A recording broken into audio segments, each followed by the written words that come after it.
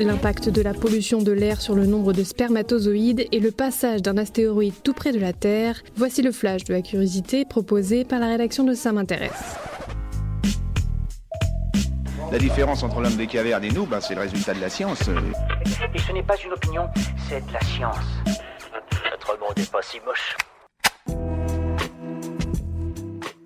Dans une nouvelle étude, des scientifiques de la faculté de médecine de l'université du Maryland ont découvert comment la pollution de l'air provoque une diminution du nombre de spermatozoïdes chez l'homme. Selon leurs expériences menées sur des souris, la pollution de l'air engendre une inflammation qui affecte des neurones responsables du sommeil et de l'obésité situés dans l'hypothalamus, une zone cérébrale en contact direct avec les organes reproducteurs. Or, selon leurs résultats, il est possible d'annuler cet effet ou de l'éviter en amont en supprimant un marqueur d'inflammation dans le cerveau de la souris. Ces résultats doivent encore se confirmé sur l'homme, mais il pourrait aussi permettre d'empêcher d'autres problèmes provoqués par la pollution de l'air, comme l'hypertension artérielle par exemple.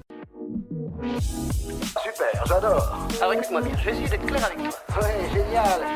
Il n'est pas passé bien loin de la Terre, mais personne ne l'a vu venir. Le 25 octobre, un astéroïde est passé à 3000 km de l'Antarctique sans que les scientifiques n'aient pu prévoir son passage. En effet, l'astéroïde ne faisait que 2 mètres de long, une taille trop petite pour passer dans leur radar. Les experts se veulent de toute façon rassurants, un objet d'une si petite taille n'aurait causé aucun dégât sur Terre s'il était rentré dans notre atmosphère, puisqu'il aurait vraisemblablement été détruit à ce moment-là. L'objectif actuel est avant tout la mise en place d'un système qui pourrait détecter tous les astéroïdes de plus de 140 mètres de long et qui s'approcherait dangereusement de notre planète. Voilà, c'est tout pour aujourd'hui, on se retrouve bientôt pour un nouveau flash. En attendant, vous pouvez retrouver tous nos épisodes sur les plateformes de podcast Spotify, Deezer et Apple Podcast.